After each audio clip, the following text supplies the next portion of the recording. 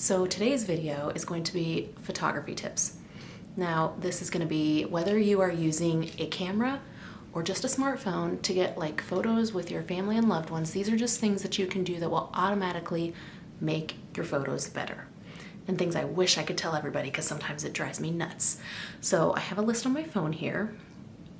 My first one, and I tell my parents this all the time and they don't listen. If you have an iPhone, don't zoom. Don't do the pinchy zoom thing. It makes the photos and videos awful. Awful. And you can't recover that. Nobody wants to see how pixelated those look. They look bad. And I know a lot of times it's probably because people have not as good a vision, but it's not good. You might be able to recover a little bit if you crop it afterwards, but even then, like, move closer. Don't zoom on your phone. It's awful. That's something I tell my mom all the time. I'm like, I can't use any of the photos or videos you just took because they're really bad. The next thing, people always seem to want to use a grand structure in photos. Like when I'm trying to do a photo shoot with people, or like someone's asking for photos, like of me to take them of them, like when we're at church or something, they're always like, take it in front of this thing here. And I'm like, you're not gonna be able to see that.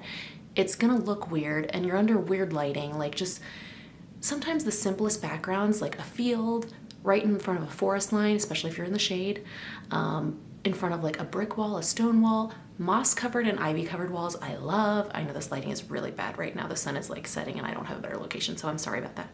But all of those make your subject stand out better.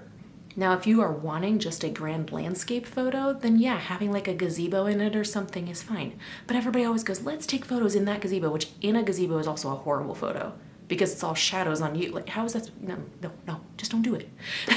Everybody wants those. And I'm like, no, we need simple backgrounds that'll make your subjects pop. I have a friend of mine who takes photos with her and her husband on a tripod. Half the time they're just standing in front of a parking lot or something, or on a sidewalk. They look so good. It's all about the photo you're taking and what you're trying to focus on in that photo. You don't want to focus, if you want to focus on the people in the photo, you don't want something distracting and putting weird shadows and things and just looking bad. That's my thing there. Sorry. With that, when you use like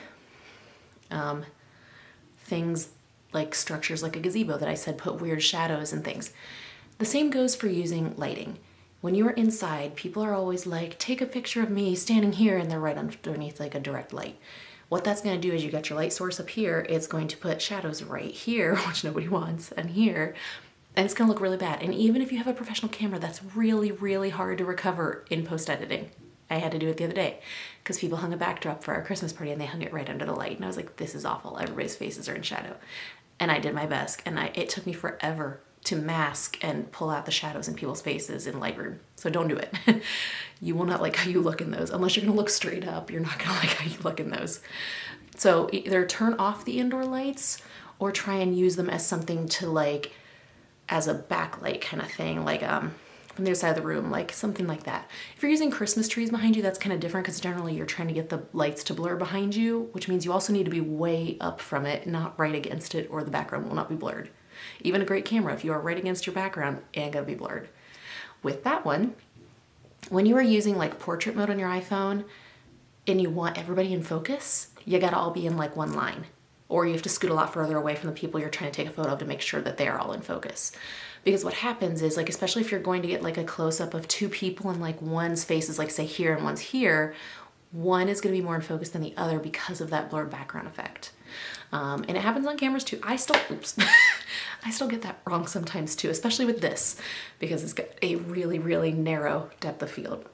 And so basically, you know, on a camera, you can change that. On a camera, I'm trying to learn that when you have more than two people, you really want your aperture to be a lot higher. You want it to be like, usually on a camera, you want like f1 point something is usually what you want when you want that really blurred out background. You can still get that with another lens where you still focus on the people, or with another aperture. Like if you're shooting like groups of people, you kind of want it more around like f3, 4, kind of that range, because it's less likely to blur the edges or blur people out.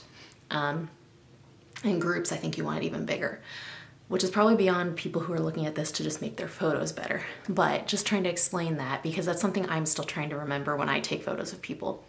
Another thing is that When you want to shoot outdoors, again, don't want to shoot in the middle of the day with the same thing as like indoor light. You don't want the sunlight coming down directly on you. You either need to look for like shade that you can be in, or you want to shoot on a cloudy day. Cloudy days tend to actually be better for photography than sunny days.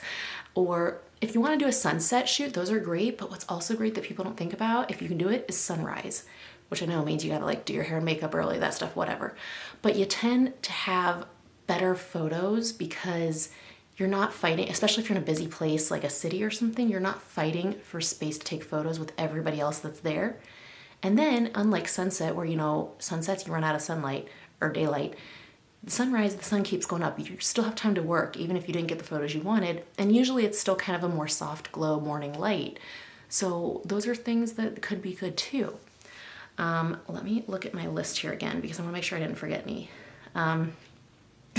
Also with the iPhone stuff, if you have a Pro model, put it on RAW in the settings instead of in JPEG. And then if you can put it in Lightroom, which Lightroom is free, you don't have to have the paid version to edit photos in it.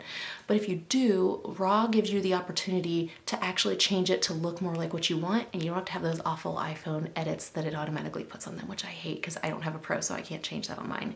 Which is why I use my camera for pretty much everything, because I hate how my phone edits things right now. But also, this one's more for the older people too, don't use your iPad. It definitely does not have a better camera than your phone, and just because the screen's bigger doesn't mean the photo's gonna be bigger. And then, I